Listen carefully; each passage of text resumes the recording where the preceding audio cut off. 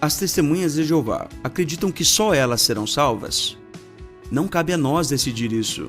Nós não sabemos o que Deus vê no coração das pessoas que não são testemunhas de Jeová ao redor do mundo. Mas algumas coisas nós podemos concluir logicamente, outras podemos concluir teologicamente.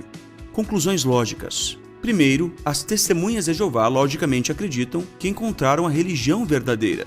Se as testemunhas de Jeová acreditassem que outras religiões fossem verdadeiras, pertenceriam a alguma outra religião e não seriam testemunhas de Jeová. Toda a religião acredita ser a religião verdadeira. É claro que eu digo isso sem precisão de linguagem. Se nós formos linguisticamente precisos, não seria certo dizer que as testemunhas de Jeová acreditam ser a religião verdadeira. O correto seria: as testemunhas de Jeová acreditam seguir a religião verdadeira, que foi criada e deixada para nós por Jesus Cristo há 2000 anos atrás. Os católicos acreditam que a sua religião é verdadeira e que o protestantismo e outras religiões são seitas. Já o protestantismo pensa que o catolicismo é idólatra e desviado das escrituras, e julga as testemunhas de Jeová, os mórmons, os adventistas e outras religiões como seitas heréticas.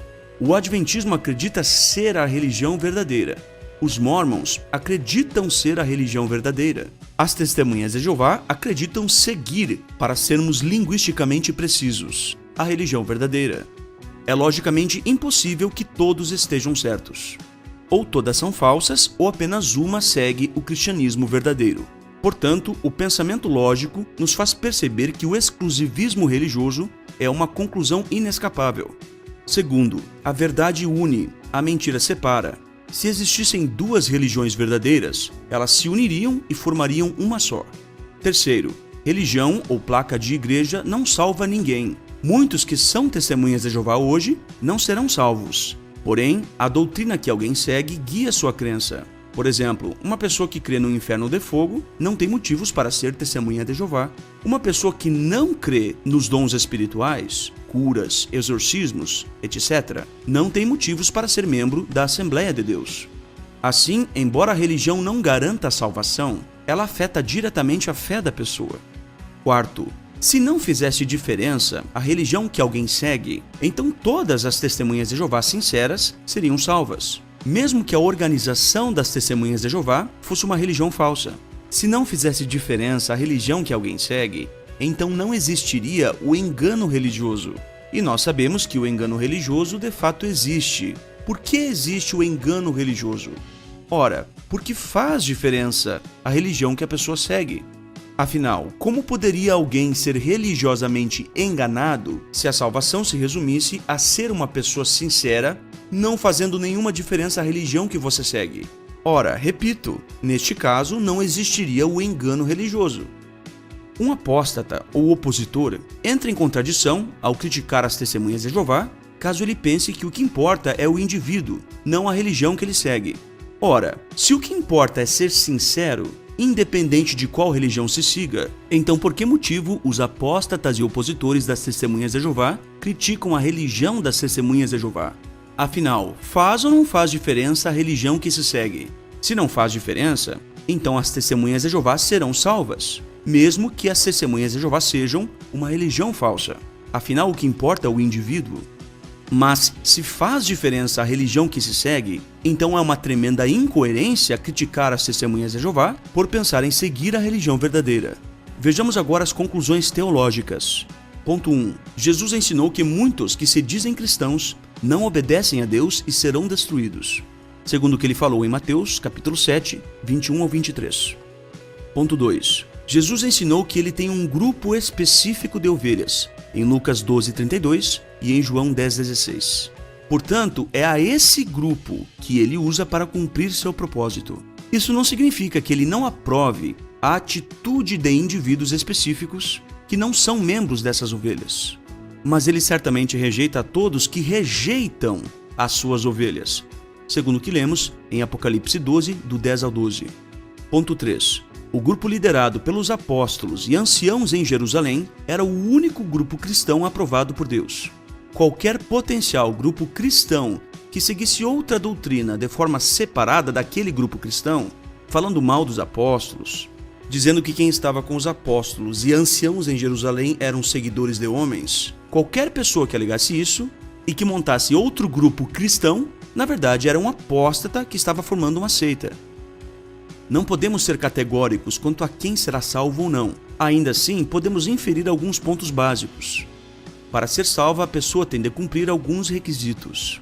Primeiro, ter genuína fé em Cristo como Filho de Deus e reconhecer somente o Pai como o único Deus verdadeiro, segundo diz João 3,16 e João 17,3.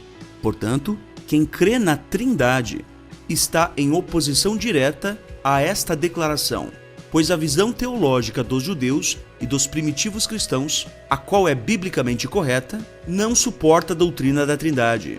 E se a pessoa conscientemente continua apoiando tal crença após o esclarecimento de sua origem espúria, isso tornará a pessoa desqualificada para a salvação, pois tal pessoa acredita que Deus veio pessoalmente à Terra em vez de ter enviado seu Filho, e também nega que o Pai seja o único Deus verdadeiro, contrariando o que Jesus ensinou sobre os requisitos da vida eterna. Segundo, deve ser um colaborador, seja no nível que for, dos irmãos de Cristo, segundo o que lemos em Mateus 25, 34 ao 46. Opositores da religião verdadeira, por mais que professem ter fé em Cristo, não serão salvos. Há certamente uma diferença entre não fazer parte da religião verdadeira e ser contra a religião verdadeira. Eu pessoalmente acredito que Deus salvará pessoas justas que nunca ouviram a palavra da verdade e que por tal razão nunca puderam aceitá-la.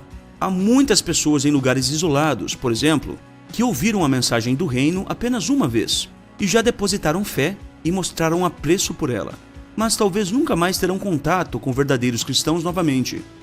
Com certeza Jeová há de tratar tais pessoas com grande misericórdia. Ele não é injusto para destruir o justo junto com o ímpio.